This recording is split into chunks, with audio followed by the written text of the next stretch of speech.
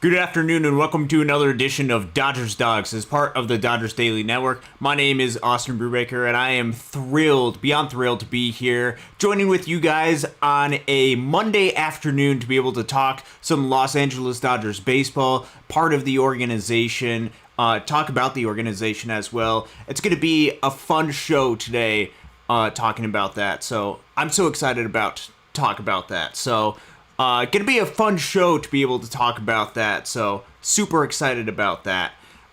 Today we're gonna be talking a little bit all over the place as far as what we're gonna be talking about. Mainly, it's going to be a show for you guys as well, so I want to have that good interaction with all of you guys. We're gonna be talking a little bit about what we saw over the weekend with the Dodgers, talking about the series that they just came out of against the New York Yankees, talk a little bit about what to expect going forward against the New York Mets. But mainly we're going to be taking questions for you guys. We're going to be talking a little bit about the bench as well, particularly when it comes to playing time for Ha-Seong Kim, when it comes to playing times for some of these younger guys, a little bit of rumors that we're able to see out there, and how we make this team as good as we possibly can be. The Dodgers were able to take 2 out of 3 from the Yankees, which going into that series, as most people have stated that cover the Dodgers or follow along with the Dodgers, would have been something that Dodgers fans would be pretty excited about. But there is still room for improvement for this team, and there's things that we are seeing, things that we are noticing that we want to take action of. We're a fan of the Los Angeles Dodgers, so we'll be talking a little bit about that. First, before we get started into the show, obviously, I am here. Casey's not here on the show right now. Casey just sent some sort of post a day or two ago. Right now, he's dealing with some health issues right now, and he's trying to avoid baseball just with the stress that brings as much as he possibly can right now. And so just continue to be thinking about him, continue to be praying for him. He is planning on being back as soon as he possibly can be, but he's having to take a step back a little bit right now for Dodgers Daily. Just during the meantime, till he's able to get his health back in order. I don't know timeline as far as anticipation of when that's going to be, but it should be relatively soon, or at least that's the hope of what it's going to be. Until then, I'll be here as much as I possibly can be to be able to talk some Dodgers baseball with you guys, but continue to go out there and support Casey as best as you possibly can. So, with today, we'll talk a little bit of Dodgers, but first I want to go ahead and get into the chat because you guys are the life of this show. You guys make this show exactly what it is. If I can actually find my cursor right there. Yes. We have Scott Fox L joining the chat. Daniel's Barry Sports Highlights and Showtime LA. Thank you very much for joining us. Scott says, hey, what are your comments about Emmett Sheehan's performance yesterday? Yeah, it was... So, for those of you who are unfamiliar, Emmett Sheehan, one of the younger pitchers that is part of this organization, pitched for the Dodgers back in 2023 is now what it is right now. It's been a little bit since we've seen Emmett Sheehan. Out for a long time with injury, out all of last year, starting to make his rehab process, and you can see just the life on a lot of his pitches during his rehab outing. I can't remember if it was yesterday, maybe 2 days ago. These days kind of blend together a little bit. He performed incredibly well, had, I believe, 5 strikeouts. There was a lot of life within his fastball, particularly with a lot of rise on his fastball, or perceived rise on his fastball. He's one of the guys that is extremely exciting with the potential and talent that he can bring. I remember seeing this back in 2022, I believe is what it was, when Emmett Sheehan was in Great Lakes. He was actually the day 2 starter that year. So Friday they had, I'm trying to remember who they had on that start. I don't remember who they had opener in 2022, but they had Emmett Sheehan on the day afterwards, and you could see just life on his pitches. Went out a little bit with an injury, and then when he came back, really struggled quite a bit during his early time in Great Lakes before being able to find things out. And you can see the stuff on his pitches is absolutely ridiculous.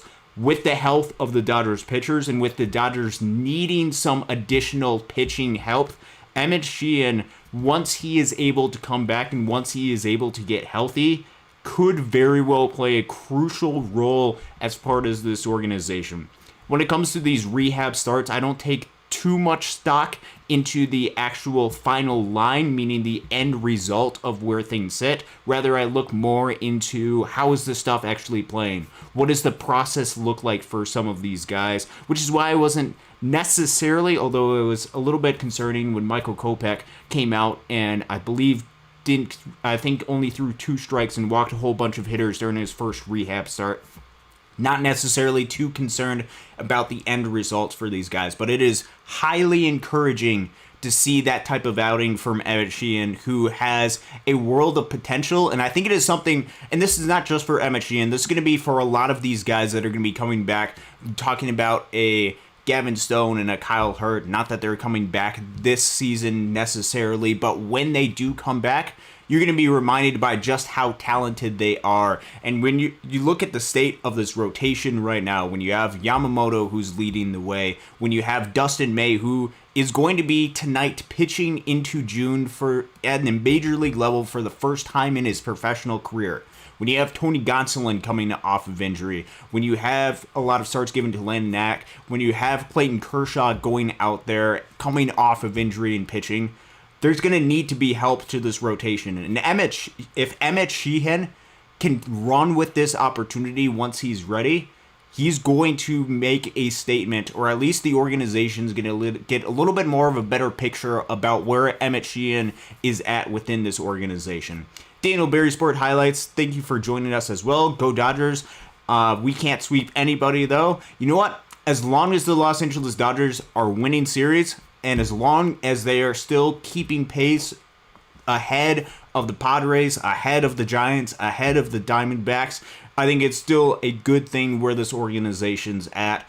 It would have been nice to sweep the Yankees, especially when you go against Ryan Yarbrough. That's just one of those games that's irritating because the Dodgers previously had him within the organization, and you feel like that is the type of pitcher that they should be able to beat. But winning the series, you kind of move on, and that's the state of baseball. You have to move on from these type of things during the course of 162. Go to a couple more comments before we get into the main portion of the show. Showtime LA, thank you very much for joining us. I got a 3-parter for me. 1, Sheehan looks like a number 2 average, 96 on the fastball with 16 inches of induced vertical break. Phenomenal stuff for Emmett Sheehan. We talked a little bit about him just a minute ago. Number 2, DePaula and Hope need to be moved up sometime over the next 3 weeks. So let's actually talk a little bit about this timeline for Josue DePaula and Zaire Hope, and I'll actually pull up their numbers so you can talk about both of these guys. Both Zaire Hope and Josue DePaula, phenomenal outfield prospects within the organization that are having a insane amount of success this season. Josue DePaula is hitting .280 with a .422 on base percentage and a .480 slugging. He walks a lot. Strikeout is only at 17%, a .156 WRC plus for Josue DePaula in his second year in Great Lakes. He came over to Great Lakes after the first half last year in 2024, and has been spending the first half in Great Lakes this season. And then Zaire Hope, not too far behind him, hitting .301, .393, .503, a .149 WRC plus for him. Strikeouts are a little bit higher at 23.5%, but still with the production that he has, a .149 WRC plus. You have 2 insanely talented outfield prospects. Question becomes timeline as far as when to promote guys. And typically what you see is towards the end of the first half, around the beginning of the second half of a minor league baseball schedule, you will typically see some of these guys promoted as the new teams for the second half start to be formed. It is highly unlikely that Great Lakes is going to make the first half playoff push at the end of the first half, like I talked about 2 weeks ago on this program, only because West Michigan is really talented. And based off of what Josue DePaula has done particularly, and with the timeline of where he has been, he is likely somebody who could see a promotion pretty soon. Where it becomes complicated, and this is where you have to be a little bit careful, is there has to be a corresponding move up the chain to be able to make that happen. We are actually talking a little bit about Josue de Paula potentially being called up previously. Instead, it was an outfielder by the name of Cole Myers who was promoted from Great Lakes to Double-A. And Mike Sirota was promoted to Great Lakes as a corresponding move. If you have not looked at Cole Myers and what he has done this season, he's actually been really, really solid. The 24-year-old outfield prospect within the Dodgers organization who continues to hit really well, even in Tulsa. So there has to be a corresponding move. You still have Jose Ramos, who you could see potentially go up to Oklahoma City. You still have Damon Keith, Chris Newell, who are toolsy outfield prospects who are still hitting about league average at the Double-A level.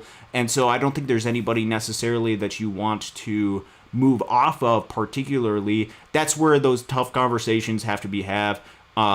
With Zaire Hope, he has only been in Great Lakes since the start of the season, which is why I think it's more likely that Josue de Paula would be called up prior to Zaire Hope. So I'm not completely convinced for those reasons that Zaire Hope will be called up immediately, but it is something to keep an eye out for. Both insanely talented.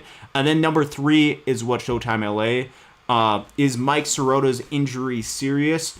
So Mike Sirota was added to the injured list for Great Lakes maybe about half a week ago, close to about a week ago. He was playing in the series about a week ago in West Michigan. Didn't play at all during this past week. I don't necessarily know the status. I was not around the team this past week. I will be in South Bend, actually Tuesday through Saturday. So we'll see exactly if Mike Sirota is hanging around the team or what the status of the injury is.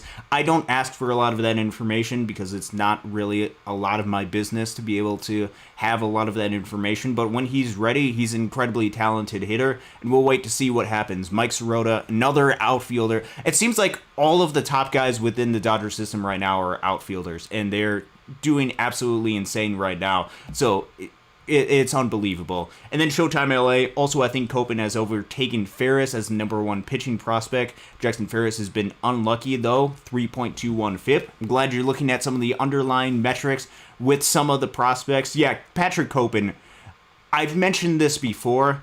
Patrick Copen's story is the most underrated story across minor league baseball and perhaps across professional baseball as well. For those of you who are unfamiliar, Patrick Copen is a right-handed pitching prospect within the Dodgers organization, pitches for High A Great Lakes right now, and last season had a comebacker in late August or mid-August, I don't remember exactly what it was, hit him directly in the face to the point where his life is completely changed forever as a result of that. He does not have vision in one of his eyes completely as a result of that injury. But yet, he has come back for that and not only been the ace of the Great Lakes Loons staff, not only been the starter for the Great Lakes Loons on opening day, which would have been incredible enough, has been perhaps the most dominant pitcher in the Midwest League this season. He has the most strikeouts by far of any pitcher within his respective league. His ERA is in the 2-something right now. Patrick Copen, with what he's been able to do and what he's had to overcome to get to this point, is just ridiculous. And he's starting to make his way, starting to make his growth throughout the system to where you're seeing with just how much talent that he has, he very well will be somebody who is in the conversation for receiving a promotion sometime in the near future because he's deserved it. NorCal, Eddie, Austin, this is where I go for smart baseball talk. I appreciate that, and we'll talk some more smart baseball talk in just a minute. Scott Fox L, why would they promote Sean Paul Linyang to AAA after pitching 1 game for Great Lakes, and now he's back with Great Lakes? It's actually fun that you mentioned that. That wasn't necessarily a promotion in the sense like a typical promotion like you would think about a typical promotion. So how you think about typical promotions is a guy gets called up and they're going to stay at that particular level for an extended period of time. When it comes to especially the Dodgers organization, they have a lot of moving pieces, particularly on the pitching side, where guys move around quite a bit, and you see this especially in Los Angeles when there is a lot of injuries taking place. Dodgers currently had to recall within the past couple of days Noah Davis up to the major league level from Oklahoma City. They've also had to call up spot starters like a Bobby Miller or a Justin Robleski, or they've called up Landon Knack. Well, that doesn't just affect the major league roster, that also affects the Oklahoma City roster. Because typically what happens is when you call a guy up, were scheduled to pitch in Oklahoma City for a particular day. But if the major league organization, the major league team needs that, they're going to take priority over what Oklahoma City, the AAA club, needs. And so in order to be able to backfill that, typically the Oklahoma City club has to call up somebody from a different level in order to fill the spot that was originally designed for the guy who got called up to the major league level. And that was the case for Sean-Paul Legnan. Wasn't promoted from Great Lakes after one start to Oklahoma City because they thought he was ready for AAA baseball, but rather more so that Oklahoma City desperately needed a pitcher during that spot. And it just so happened that Sean-Paul Legnan, who has put up some pretty awesome numbers through the course of this season, especially early in Rancho, was his roster spot was able, or his availability was there to be able to fill in that role. You saw this a lot with a guy like Christian Romero, part of this organization last year, who filled a lot of spot starts with Tulsa and Oklahoma City quite a bit. Now you're seeing him back in Great Lakes continuing his development. That's exactly why they would do something like that. Hopefully that makes sense. Showtime LA, who's spot starter, that's exactly right. And then Gregory, thank you very much for joining us. And Joseph H, actually, it's a really good point that you mentioned that. That jersey is fire. So this is the brand new Los Pepinos Picantes del Norte shirt, which is the Copa identity of the Great Lakes Loons. Actually just debuted this on Saturday. So if you watch Saturday's game, you could see Zaire Hope, Josue de Paula, all those, Logan Wagner, all those different guys. Go out there and wear this jersey. Available loons.milbstore.com if you want to get one as well. Got to throw that out there. Also got to give a shout out when we're on the topic with the Loons, and we'll get back to the Dodgers in just a second. Got to give a shout out to the on-field host for the Loons, Ben Bosher. Just debuted his new show, the Ben Bosher Show, on 100.9 The Mitt. Phenomenal job that he does, talking a little bit more Detroit sports from 9 to noon. Really exciting day for a lot of people within the Great Lakes Loons and their surrounding community. So got to give a special shout out to him. Does a lot of stuff for the Loons. Back to the Los Angeles Dodgers. There's been a lot of conversation about the Dodgers and what they were able to do against the Yankees.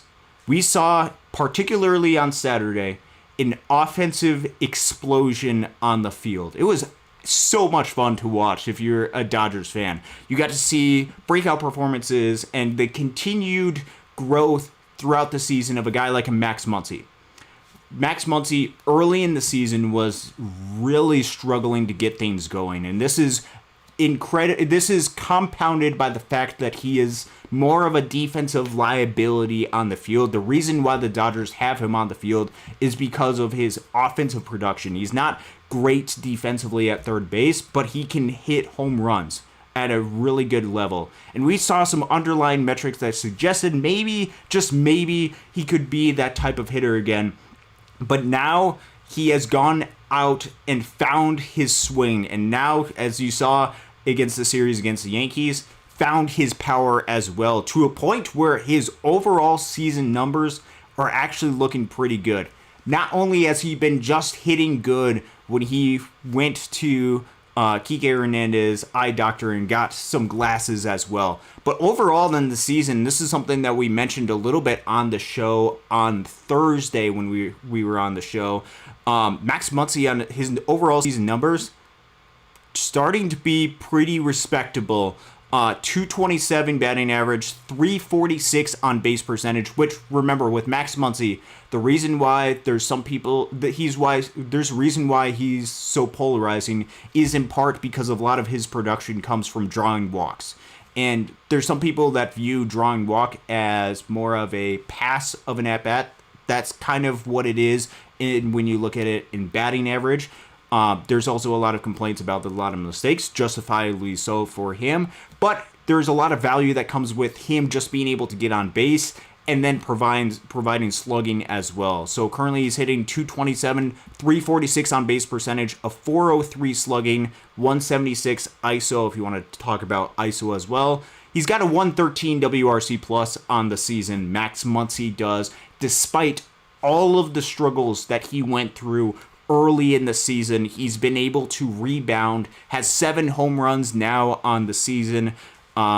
He's been able to rebound really nicely, which has solidified a little bit more the Dodgers' confidence in the third base position. I don't anticipate that being a position where the Dodgers are planning on making any sort of move, nor do I think that they're planning on any sort of more reduced playing time, although the one thing that I will present as a little bit of a caveat, and only a little bit of a caveat because this is something I want to watch going forward, particularly with how they use him in perhaps a postseason type setting, is just what he is able to do against left-handed pitching. Significantly better hitter against right-handed pitching versus left-handed pitching, which likely will be used against him at some point. So be looking out for that just a little bit, especially when you combine that with Kike Hernandez and the success that he's had in the postseason environment.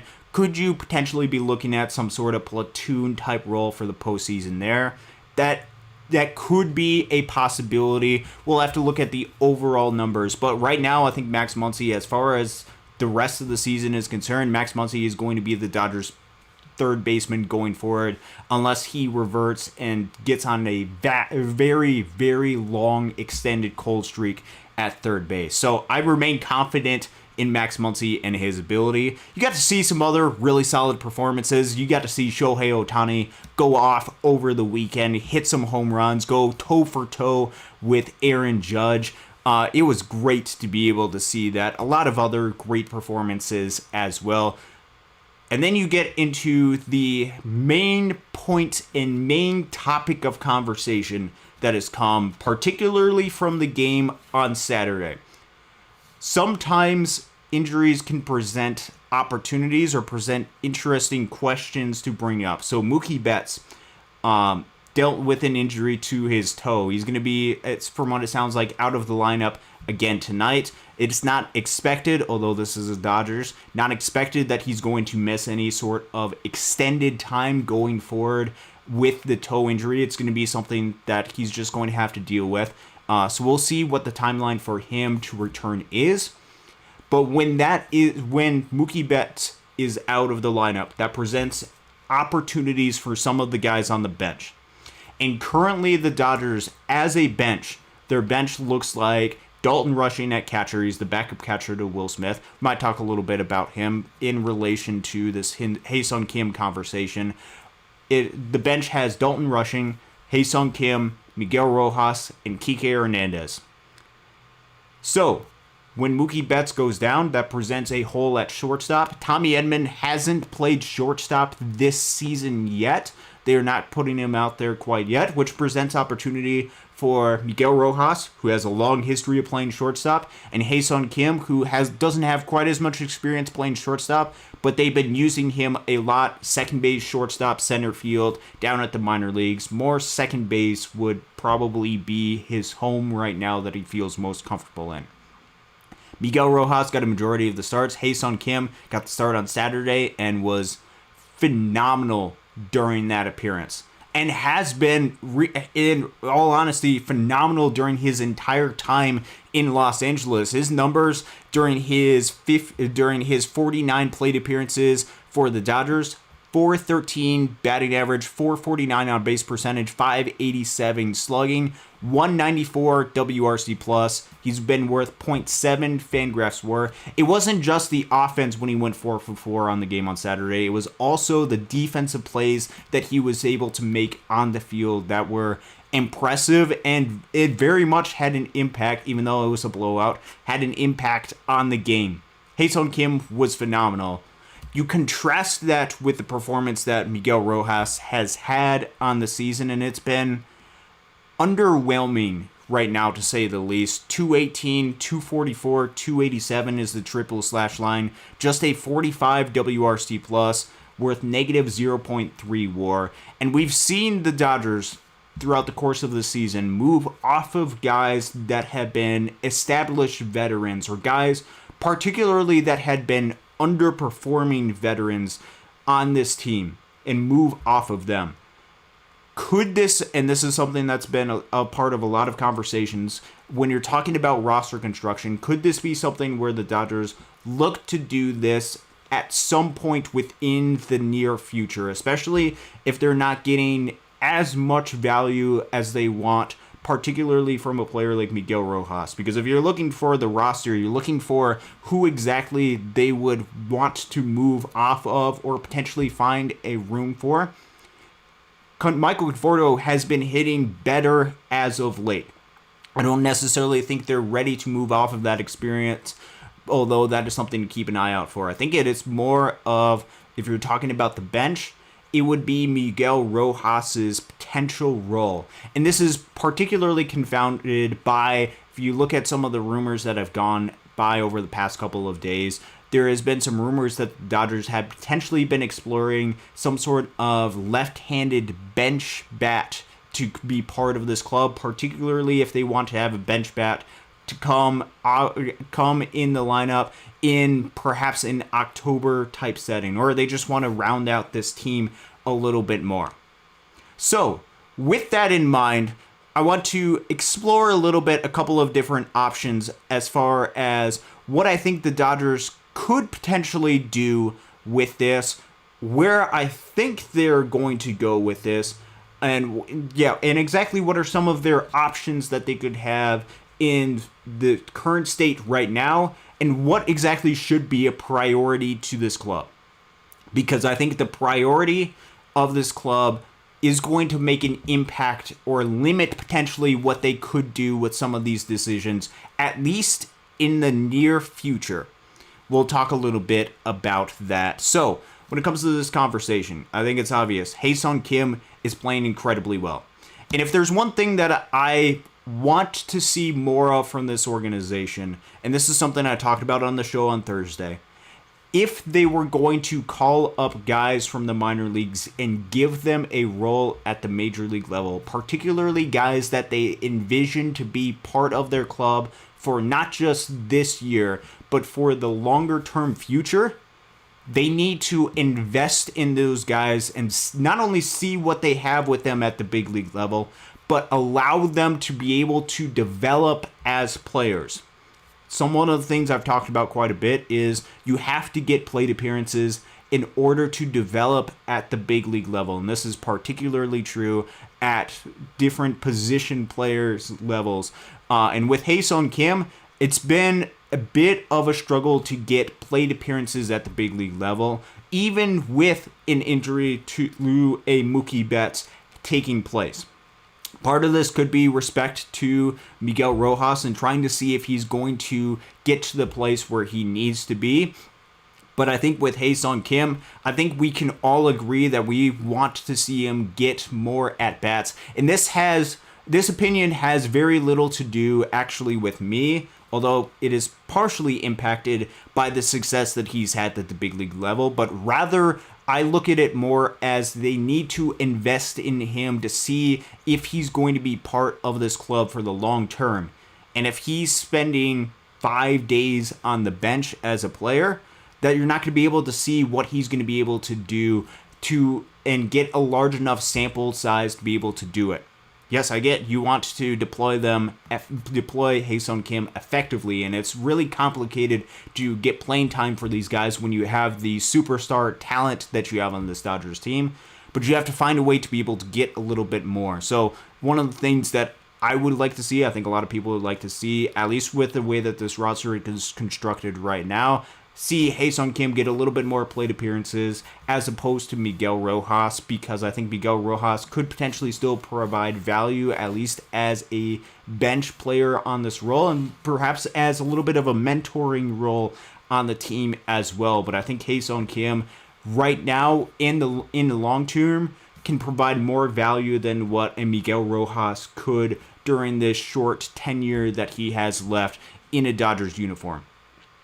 So then that brings up the question of, I want to see that happen with a little bit more. And I don't think that the Dodgers, if things stay at the current state, meaning they continue to go out and provide very limited playing time and room for development for a Ha-Seong Kim and even a player like a Dalton Rushing, we'll wait to see what the lineup comes out. I would anticipate either this game or the next game, Dalton Rushing will be the catcher. Probably tonight, given that Will Smith started all 3 games against the Yankees, and they're going to have to go out and give Dalton Rushing give Will Smith some time off. I'd like to see those guys get some more playing time because I think that's the only way that they can get to reach their true potential at the big league level. That also brings up an interesting question because that leaves into question as far as what exactly to do with Miguel Rojas next. As was mentioned down in the chat somewhere, Showtime LA had mentioned, I think Freeland should replace Miguel Rojas, which has been a very common question that has been brought up about Alex Freeland. Alex Freeland is an infield prospect within this organization, primarily a shortstop, exactly the role that Miguel Rojas has the ability to play third base, played there a little bit more in Oklahoma City this year, can play second base as well. I've seen it. He doesn't have a ton of experience there just because they want to develop him as a shortstop in particular, but I think he still has a lot of potential as a shortstop as part of this team. So the question that gets presented is, okay, let's say that you want to move off of Miguel Rojas and get a left-handed bat to come off the bench, of which Alex Freeland is really solid as a left-handed hitter. Is that going to be the best for the Dodgers? Is that going to be the best for Alex Freeland? And is this going to make the team better going forward? I think if you're just looking at it strictly based off of the 2025 Dodgers, I think there's a good chance that bringing up Alex Freeland could make the 2025 Dodgers better by having him over Miguel Rojas, just based off of the talent level that Alex Freeland has. Looking at the numbers for Alex Freeland this season, we'll go ahead and pull those up right now. Alex Freeland in Oklahoma City hitting .283, 382 on base percentage, 452 slugging, a 117 WRC plus on the season. He's been hitting really well over the past 2 or 3 weeks or so. The question with Alex Freeland, this is something that we talked a lot about on the show on Thursday. We introduced a little bit of statistics, in zone and out of zone, swing and miss, swing percentage, and then contact percentage. Not just looking at the overall strikeout percentage, which with Alex Freeland currently sits at 25%, a little bit on the higher side. You also want to look under the hood of the strikeout percentage to see just how much he actually is going to swing and miss, and if there is more development to be able to be there for a player like in Alex Freeland. And this is something that actually I try to, as best as I can. I still got some more comments and stuff that I've got to go back to the most recent video, but I try to interact with some of the people that comment on these videos as best as I possibly can. There was actually good conversation that we had between one of the people that watches the show, Jay, who we talk about quite a bit. There was a good conversation that we had. I'm actually pulling this up right now because I want to compare this to see just how extreme Alex Freeland is with some of his swing and miss stuff, to give you a little bit of comparison with that. And then after we do that, we'll get a little bit of my thoughts as far as what they're going to do with that. So let me go ahead and pull this up. It'll be a little bit small. Actually, let's see if I can zoom in a little bit. So Jay actually had a really good point, and we had a good conversation, particularly when it comes to Alex Freeland and his swing and miss. There's a player that has quite a bit of swing and miss that we've seen be part of the Dodgers, and that's James Outman, who we saw at the minor league level struggle with some swing and miss, had some of those concerns. Should we be that concerned about Alex Freeland as well? Or is there a different level of concern that we have? So what we're going to do is we're going to cut over to this comment right now, and we're actually going to compare not just the strikeout percentages, but also the in zone and out of zone contact for both of those players to see where that level of worrying is for each one of these guys. So I'm gonna go through these numbers with you, or what these statistics actually mean. So just follow along with me. It's gonna be pretty numbers heavy in this. So we have in our first comparison, and this is looking at numbers, AAA numbers, 2024 to 2025, particularly because we want to see how Alex Freeland might translate to the big league level, and is there the same level of swing and miss concerns with Alex Freeland as there was with James Outman, in which could there be some struggles at the big league level? So the first three numbers we're going to look at are swing percentage, the percentage of times you are actually swinging the bat, in or out of zone swing percentage. O swing percentage is talking about out of zone, and then Z swing percentage, zone swing percentage. So you're looking at what percentage of the time do you swing, and then how much do you swing at pitches that are out of the zone, and then in the zone as well. And we would look at James Outman, his numbers in Oklahoma City. His swing percentage is anywhere between 45 and 50%, meaning nearly half of the pitches that are thrown his way, he's going to be swinging at. On pitches that are out of the zone, he's swinging 24 to 29%. In zone, 72 to 73%. So he's swinging quite a bit of the time, as opposed to Alex Freeland, whose swing percentage total is about 40%, towards the lower end of the level. And I actually make comparisons to swing percentage being similar to like a Rhys Hoskins, Jonathan India, Matt McLain, and Seiya Suzuki as far as the overall percentage of pitches that he swings at. He's going to swing less out of the zone, but in zone, he's also going to only swing 59 to 62%. Around 60% of the time, he's going to swing in the zone. When we're talking about contact percentage, meaning the percentage of time when you do swing, you actually make contact, which this is really crucial because this is going to be key for both of these guys as far as the success, both out of zone and in zone contact percentage. James Outman, during the past two seasons at Oklahoma City, including this year, makes contact 67 to 71%, around 70% of the time. 36% contact percentage on pitches out of the zone, and then around 80, maybe a little bit higher, in zone contact percentage.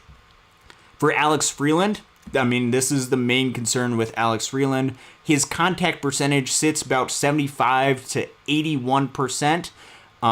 Out of zone contact percentage is about 55 to 60%, dating back to the past two seasons. And then the in zone contact percentage, which has dipped a little bit, has been about 82.5% this season to 87%. And then we look at the swinging strike percentage and K percentage. James Outman has varied quite a bit from 25 to 35% with the swinging strike percentage because he swings a lot more, 14 to 17%. Alex Freeland, 8 to 10% swinging strike percentage and 25 to 29%. So, why do I go through that exercise? Why do I bring that up? As we can see through that example, as we can see through that comparison, Alex Freeland makes a little bit more contact than what we saw in James Outman during his tenure at the minor league level, which brings a little bit of confidence, even though their end result strikeout percentage are relatively close to each other during their respective times in Oklahoma City when they were coming up through the system, or when they were still trying to reestablish themselves as prospects. Their end result was relatively the same, but they get there through two different approaches. So with Alex Freeland, as a hitter, he's going to be a lot more patient of a hitter, meaning he's going to see a lot more pitches at the plate, which could be of damage for him, because similar to what we've seen with other players, like we've seen a lot within Andy Pages early this season, could see him fall behind in certain counts as major league pitchers execute a lot more. And if they start doing that, could you see Alex Freeland start to press, especially, and this is where we relate it back into what we were talking about, especially if the bench role that is given to Alex Freeland is the exact same role that Miguel Rojas had. Miguel Rojas, until recently, when Mookie Betts was injured, was not necessarily playing a whole lot. He was only getting a handful of starts throughout the week.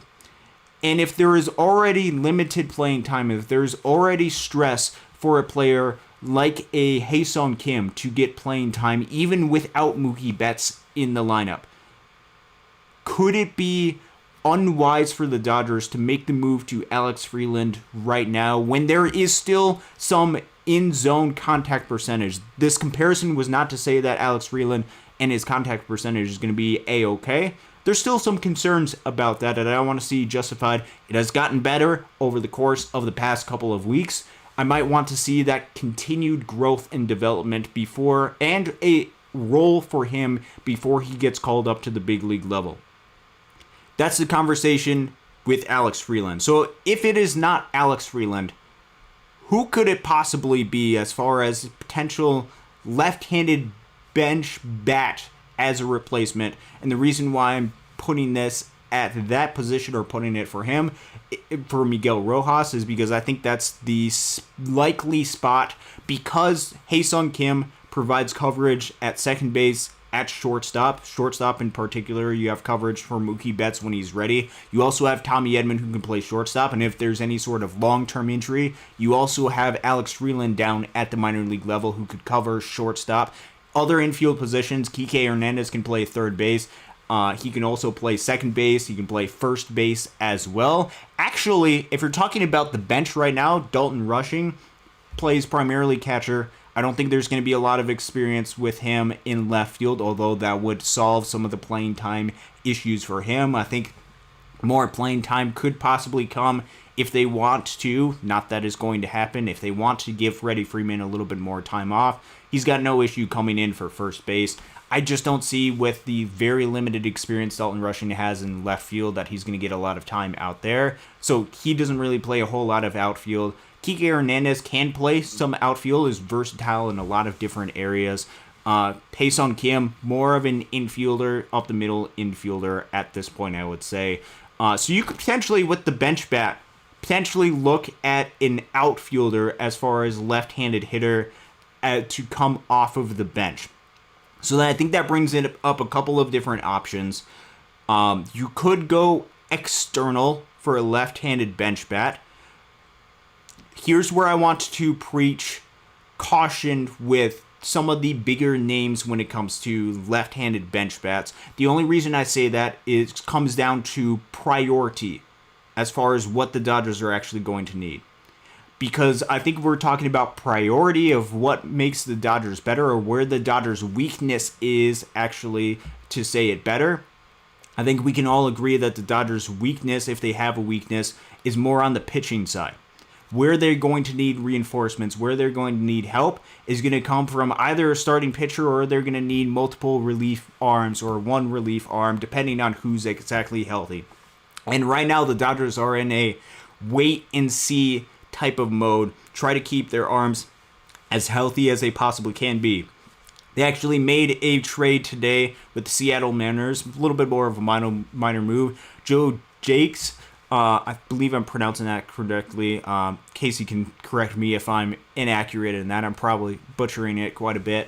Left-handed pitcher that was brought into the organization, signed and got an invite to spring training, was pitching in Oklahoma City, was traded to the Seattle Mariners for a guy that's going to be added to the 40-man roster, Will Klein, I believe is who it is, right-handed pitcher, a little bit of big league experience. Don't have a ton of information on him, and nor do I think it's going to be the biggest impact move. I think it's just another one of those guys that they can bring up and bring down, option up and down as needed, because they're going to need a lot of pitchers to keep their arms as healthy as they possibly can be. And right now the Dodgers are in a holding pattern to see which one of their arms is going to be healthy going forward through the season. It's going to be very similar to what we've seen throughout the course.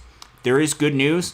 We will hopefully have a Michael Kopech come back sometime through the course of this week. Been spending a lot of time rehabbing in Oklahoma City. We have an Edgardo Henriquez rehabbing right now in Oklahoma City. There's encouraging news about Kirby Yates potentially being available at some point towards the end of the week, potentially, which would be another one reliever that is healthy. Emmett Sheehan, as we talked about earlier in the show, is rehabbing as well. There's a lot of good news that is coming out of the Dodgers team and health-wise, but they have to be patient and wait to see what happens. And the only reason why I say there's good news, it's not good news as far as the overall total of Dodgers in relation to all the injuries that have happened. Look at all these guys that are rehabbing. It's still discouraging to see all of these injuries, but it is encouraging that at least a couple of these guys are coming back or are supposed to be coming back relatively soon. Evan Phillips, of course, was recently announced that he's going to be having, I believe, Tommy John surgery and is going to be out all of this season and likely significant time during next season as well. So we'll wait and see what happens for them. But the priority, as we've talked about, is going to be pitching as far as where the Dodgers, if they were to make a priority as far as some type of move, that is where the move would be. Because I think the Dodgers' offense is probably good enough to win a World Series. The pitching is what concerns me because I don't think they can do exactly what they did last time. So when you're talking about different targets, there are different guys that I would love to be that would be left-handed bats that I would love to be part of the Dodgers organization. There's a couple of hitters in St. Louis who would be amazing as part of the Dodgers organization. Got a couple of years of control that play certain positions that could be of use for the Dodgers going forward, but they would cost quite a bit. So you either have to look for a guy that has shorter-term contract that could potentially provide some value, that you would be willing to sit more in a bench-type role and fill in during certain substitutions, or you could potentially look within the system. So my initial thoughts with this, I actually go back a little bit to what I talked about during the course of the offseason when the Dodgers were intrigued about going out and getting a left-handed outfielder. And this is when, before they signed Teoscar Hernandez, there's three names that I had mentioned as far as the Dodgers that were potential free agent options that the Dodgers could pursue that were left-handed outfield bats. And that was Michael Conforto, who they ended up signing actually shortly after that. It was Max Kepler, who's an outfielder for the Phillies. They're not going to get him. Or somebody who's playing for the White Sox right now, was injured to start the season, actually hitting pretty well. Just keep an eye out for some of the numbers with Mike Tauchman. Not to say that he would be a great fit for the Dodgers. I don't know if he would be a great fit for the Dodgers. I know he has some history playing for some teams that Dodgers fans don't terribly like. But he could potentially be a left-handed option if you want a cheap option to go ahead and get outside. But the other option that you could go ahead and do is a Ryan Ward within the system.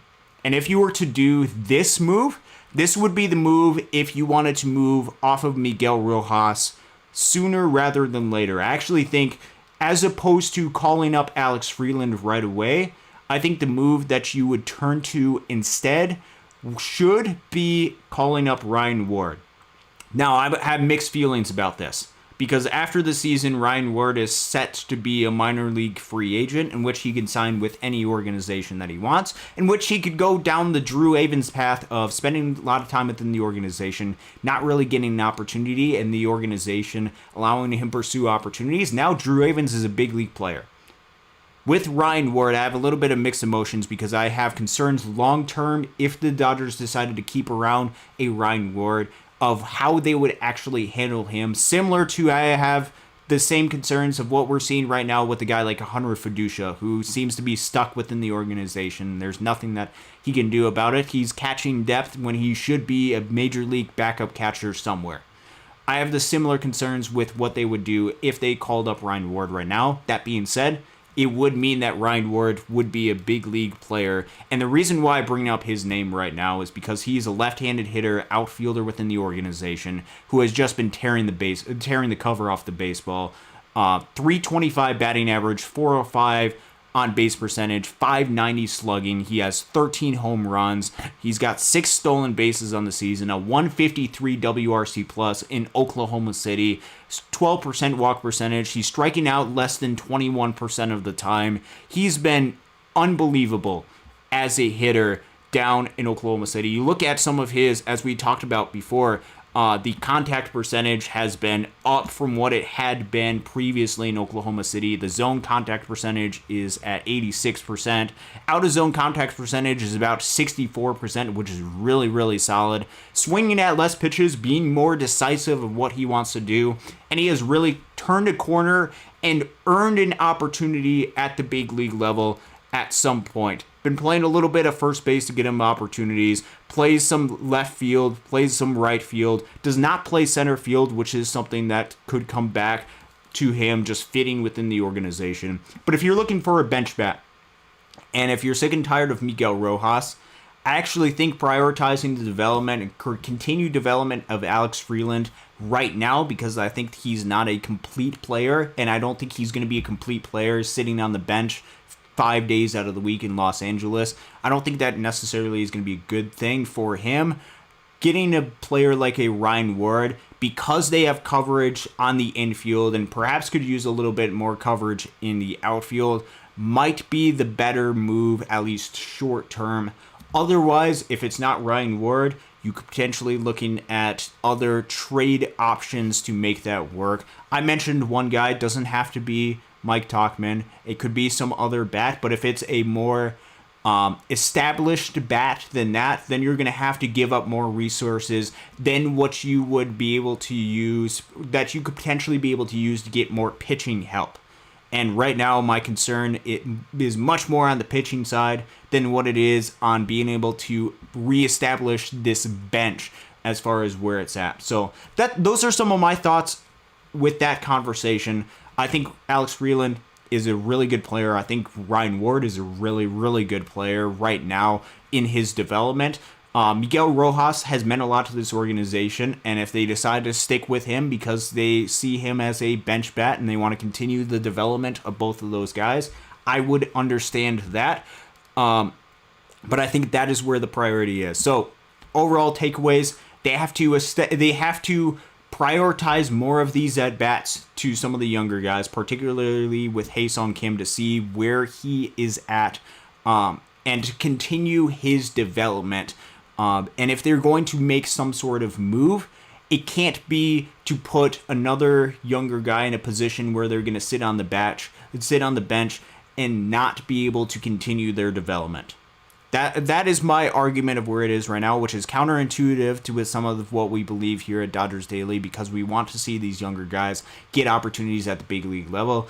But I want to see them not just get opportunities at the big league level, I also want to see them become long-term big league players, and I want to see them get some sort of role to be able to do that. And we've seen what it's done to a player like an Andy Pages, who I know frustrates Dodgers fans from time to time, but overall has meant a ton to the organization. Worth 2 WAR per Fangraphs this season. Done a lot of good stuff defensively. Yes, has done a lot of good stuff defensively with his arm, with saving a lot of runs. Offensively has turned it around quite a bit. It's been awesome to be able to see him with the development process. If you want to get another player like him, you got to give them chances to become that type of player to a certain degree. So I'd like to see them do that a little bit more. So that would be my response. Showtime LA. Freeland should replace Rojas. If you're going to replace Rojas with somebody within the organization, my argument is actually probably should be Ryan Ward. That would be my take. That would be my take. We actually had a $2 super chat. I apologize for the delay on this. I didn't want to interrupt the segment that I was talking about. We've got about maybe 10 more minutes or so before I got to jump off. I've got a lot of stuff I got to do tonight as well. But we had a $2 super chat. I want to thank you for this. Kopet hasn't looked great. Cause of worry. Cheers to you. It is a little bit of concern. As I had mentioned before, I don't take particular concern when it comes to the end results of what guys are able to do in rehab starts. The biggest concern is just Michael Kopech's ability to throw strikes, which I think has been something that he's struggled with in the past at the big league level throughout his career. His command might be a little bit iffy going forward. So he's somebody that when he comes back shouldn't be thrust, even though he's going to be one of the especially right-handed relief arms. Going to be probably one of the only guys that the Dodgers would trust in late inning situations besides a Ben Kasperius, just because a lot of right-handed relievers had dealt with a lot of injuries. I don't know if they're going to trust him in those late inning, high leverage situations. They might ease him into outings to start it out, just to see how he is able to respond. It has been a little concerning to see him go out there. I haven't seen all of his rehab starts, but just looking at just what he's done from the clips that I have seen, a little bit concerning. We're going to see how he's able to do, how he's able to respond, and the Dodgers are going to give him as much time and have the luxury, based off all the injuries that they've had, to give him as much time to be able to figure things out, because the end of 2024 and the postseason, what we saw of Michael Kopech was pretty good. So I still take hope in that. Thank you very much for the super chat. Really does mean a lot for that. Joseph H., how many starts do you think Ha-Seong Kim deserves per week? Good or bad idea to platoon him against left-handed pitching? I don't think it's necessarily the worst idea to platoon him against left-handed pitching, meaning not have him face against left-handed pitching, because he's not as solid as he is against right-handed pitching, or at least that's the idea of that. But that should be, if he is platooning against left-handed pitching, meaning sitting on the bench, that means he should see a good vast majority of starts against right-handed pitching, and you can't exclude him completely against left-handed pitching, otherwise he'll never develop that at the big league level. So he's got, even if he does just platoon and just faces against right-handed pitching, he should be seeing more starts than what he is right now. While Mookie Betts is out, he should be seeing a majority of the starts on the field. I don't anticipate Mookie Betts being out for too terribly long, so once he is back, he should, as Dave Roberts had mentioned, average about 3.5 to 4 starts a week at the big league level. I think 3.5 is probably fair enough for him, just with the amount of talent that it has. This is the difficulty about getting playing time for Kim and rushing, is you just have too much talent on the offensive side and guys that are going to start every single day. That was the difficulty of making this decision, and a justifiable reason why you might question it to a very certain degree. It just happens to be with the playing time that they're going to be able to get. But I think around what Dave Roberts had mentioned, 3.5, 4 starts per week, if everybody is healthy. Otherwise, if Mookie Betts is dealing with an injury, it should be near every day at bats, because this is an opportunity to see what you have. Gregory, Austin, do you think that Ben Kasperius will be on the starting rotation this season? Not right now. I don't believe so, only because, and this is just a result of where injuries have been, they've dealt with an insane amount of injuries to where Ben Kasperius is really the only high-leverage, right-handed relief arm that they have. And they haven't built him up enough to be that starting pitcher. Could he be? He's shown the ability to be a starting pitcher throughout his entire minor league tenure. So I think that could be an option if absolutely necessary. Although we've seen them, when they've had opportunities to potentially stretch him out to be a starting pitcher, they haven't done that because of the success that he's had out of the bullpen, which he's a top 5 right-handed relief pitcher on the season. He's been absolutely phenomenal, so I think they want to continue with that.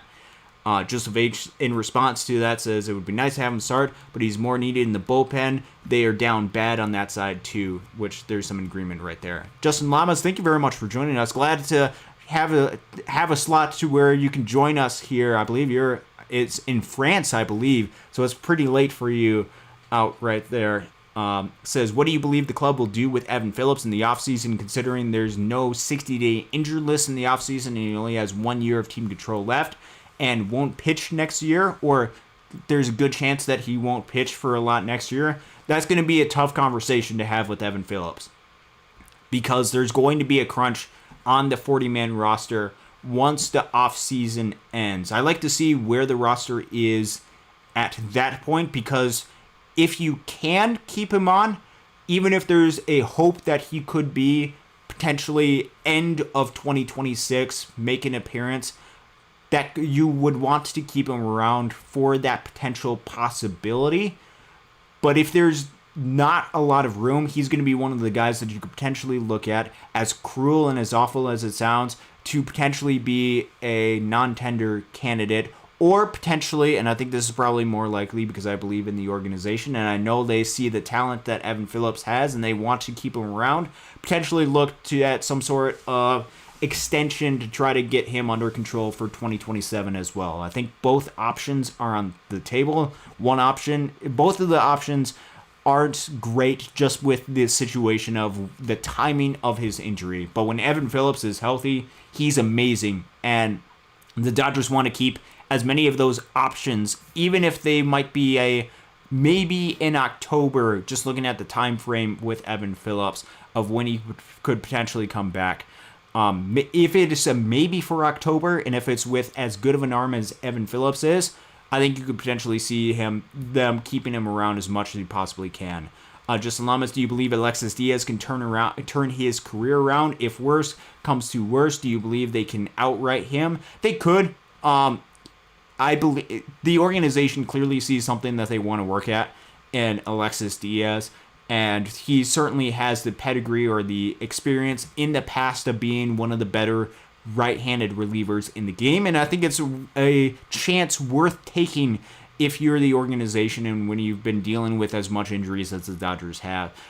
Can he turn his career around? Certainly he can. The organization loves to work with these high velo arms. It might be dealing with a little bit of control issues. Will he? This is very much a roll of the dice. So I'm not putting all of my expectations that he will turn it around. I think the Dodgers are going to give him plenty of opportunities and are going to do what they can with him going forward. History Man History Man says, go Dodgers and God bless. Thank you very much for that. Gregory, Dodgers bring up Ryan Ward as a left fielder, put him in the 8th or 9th spot in the lineup. I don't think they're ready to move off of Michael Conforto, especially because he's been hitting well as of late. But certainly I am, if they are going to move off of Miguel Rojas, that's actually where I would pivot, as opposed to Alex Freeland, who counterintuitively, that's a little bit counterintuitive because Alex Freeland plays a lot of similar positions that Miguel Rojas does, but I think Miguel Rojas, the position that he plays, is actually kind of covered already within the organization, and if they're looking for a left-handed bat to come off the bench, I'd prioritize more of the development of Alex Freeland and turn to that option. But Ryan Ward has been amazing at the minor league level and should at some point get a shot at the big league level, and is going to at some point. The question is that going to be in with the Dodgers this year, or is that going to be with another organization at some point? Let's see. Tark the Shark says, will Bobby Miller or Robo be back, and are they still in the doghouse? Actually, this becomes a little bit of a question of what they're going to do with pitching for the rest of the week. It becomes a question of how far back do they want to stretch out their pitchers, and do they want to give Yamamoto an additional day of rest? If they want to give Yamamoto an additional day of rest, I think there is a good possibility that you could see somebody like a Justin Robleski potentially called up either at the end of this 4-game series against the Mets or to start the series against the St. Louis Cardinals. He last pitched on Saturday, which could line up really well with what the Dodgers could need going forward as far as a starter, either for Thursday or Friday. So that's something that I would keep an eye out for. Certainly with the need and with the schedule of where it's at, with there only being, I believe, 3 off days during the month of June, they're going to need as many pitchers on deck as they possibly can. And with Bobby Miller and Robo, they'll be back at some point. Jay, thank you very much for joining us. Cedric Mullins, left-handed hitter, center field, adequate defender, speed, some pop. He's something to keep an eye out for. Going to be a free agent after this season. He might cost a little bit more, which comes to the conversation of how do you want to spend your resources of what you want to do. But certainly having the ability to play center field is very much a plus, even though with Cedric Mullins hasn't really been the greatest defense, I don't believe, in center field. About league average-ish as a bat, but certainly could be an option that they could use as far as a bench. He's had some times where he's been really successful on the field, been used to playing every single day, so you have to take all those different categories into mind, but we'll see. That's a name that I have on a list that I'm currently working on. Won't release it right now because it's not trade deadline season, but that is something to keep in mind as far as a name to look out for, left-handed hitting bat. Jay, I want to see Kim get exposure to left-handed pitching. I agree with that. He needs to see a lot of pitching, a lot more experience at the big league level. And the only way that you're going to be able to get better is to get exposure to some of that. And he doesn't. The Dodgers called him up, and they're sticking with him at the big league level, which means he's not going to get as much exposure to that in Oklahoma City, which he's going to have to see it at the big league level. Could be a little bit of a struggle. And in fact, they probably anticipate it to be a little bit of a struggle, but they're going to have to give him some exposure.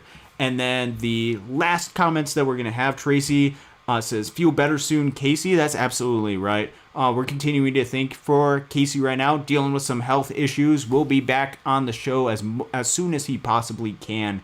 And then Sammy Boy Smith, CT3, still accrues service time for his pension time if he's DFA'd up until the day before opening day. So he's got that either way. Won't be long until he's DFA'd soon. We'll see what happens with CT3. Rooting for him now that he's with the Angels. But yeah, as mentioned, Tracy, still thinking about Casey right now, still working through some health things. We'll be back as soon as he possibly can be. This is the one show that I'm able to do this week. So actually just talking a little bit about schedule, at least my schedule. Because this is what I'll be able to do going forward. This is the only show that I'm going to be able to do this week because Tuesday through Saturday it will be filled. Well, Tuesday through Friday will be filled almost exclusively with working with my 8 to 5 job that I have, and then traveling down and then traveling back up to and from South Bend. Go watch the Great Lakes Loons in action, the high A affiliate of the Los Angeles Dodgers. Be seeing a lot of those games this week. They don't spend a lot of time in South Bend. Maybe every other year they go down there, so I'll be spending a lot of time. So I'll be going to 5 different games this week. I'm super excited about that. Saturday, got some personal stuff. Sundays, I can't do Sundays at all. So the next time I will be back on the show will be next Monday around the same time, around 2:15 Pacific time. This is right after work, in between some other stuff that I have. I'll be trying to tweet out some stuff while Casey is gone about some things that are happening within the Dodgers organization, with things that are happening around the system. So be sure to check that out as well. We'll get back to doing these as much as we possibly can, as soon as we possibly can. But first, I want to thank you guys for your continued support here at Dodgers Dawgs, part of the Dodgers Daily Network. I know Casey can't thank you guys enough for everything that you guys do, have done, and continue to do for this show and for the channel as well. We can't thank you guys enough. So it's so much fun being able to do this, and we'll be back to doing this as much as we possibly can. And I will do, while Casey is dealing with the illness, do this as much as I possibly can to continue this great community that I've built up. And it's fun because you guys are absolutely amazing. So send our best wishes, send our prayers to Casey. And then we will continue to be back here. Dodgers versus the New York Mets, a rematch of the National League Championship Series, is going to be continuing tonight. It's going to be a fun watch. Be sure to tune in to the Los Angeles Dodgers. Support what they are doing because this is a great time to be a fan of the Los Angeles Dodgers. I will be back next Monday with a show following the series South Bend versus Great Lakes. Until then, until next time, thank you very much for tuning in, and go Dodgers.